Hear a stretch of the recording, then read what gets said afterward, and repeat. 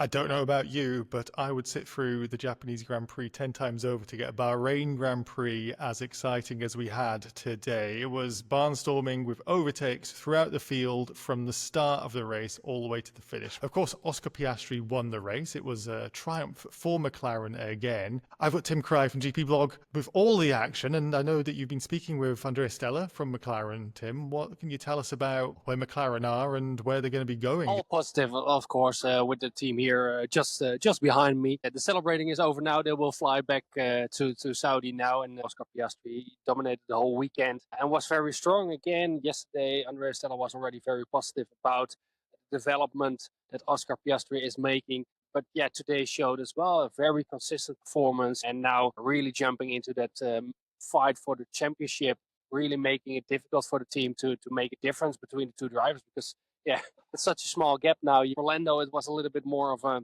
topsy-turvy race with, yeah, of course, the issue at the start, just a personal error by getting in front of the start grid. But the team as well, Andrea said after the session that the team saw it right away that it was not a good position, and Andrea said that they possibly lost out on second place. We've seen how McLaren have gone through their development before, maybe prioritizing one car. Is that something that they might have to start looking at Oscar Piastri to maybe be the person to receive those upgrades? Yeah, I asked Andrea about that because last year it was quite clear on the approach that McLaren had, where they brought big upgrade packages and all of them got first on the car of Lando, and then next race Oscar Piastri got the updates. Last year that made sense, but now with the drivers being so close, really fighting for the championship, I was asking him, would the approach be the same for this season? I didn't got a definitive no, but there is a difference with last year because last year they did a lot of big updates where a lot of mechanical stuff was going on the car as well.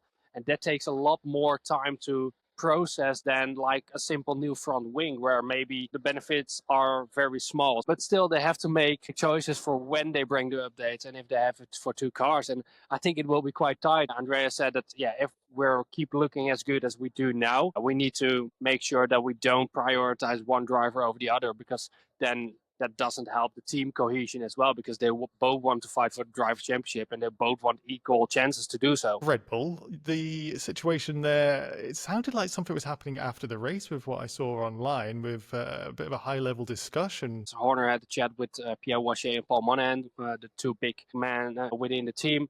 Yeah, and they had a meeting. Helmut Marko said that as well. They are quite concerned with the status of the team right now. And right so, you would say, because go a year back and Max dominated more than 20 seconds in front of his teammate, Sergio Perez, who got second.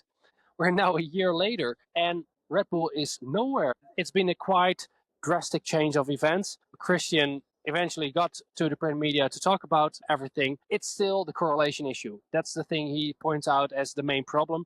They keep on bringing updates, they keep on bringing new things, but when they go to the track, they don't see the same results as they see on the simulator. So that's a big problem, of course, because everything they try back at base, it doesn't correlate to the results on track. And reiterated that Max is still in the championship fight, whether Max said he is or is not.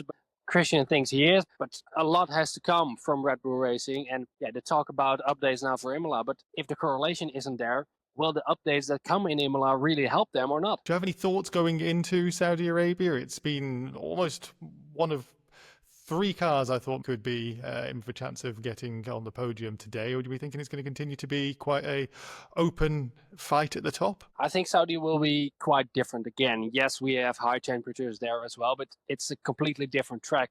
It's completely different asphalt, and the tire degradation will be playing a much lesser part than it was here. But I think we've seen so far in the season that one thing is very clear is that McLaren is the fastest car. But it's a street track, and on street tracks, you know, all of the things could happen with a red flag or a strange safety car or anything like that. So it is a possibility for others to win. Yeah, you've seen George being very close. We've seen Charles Leclerc being good in some races.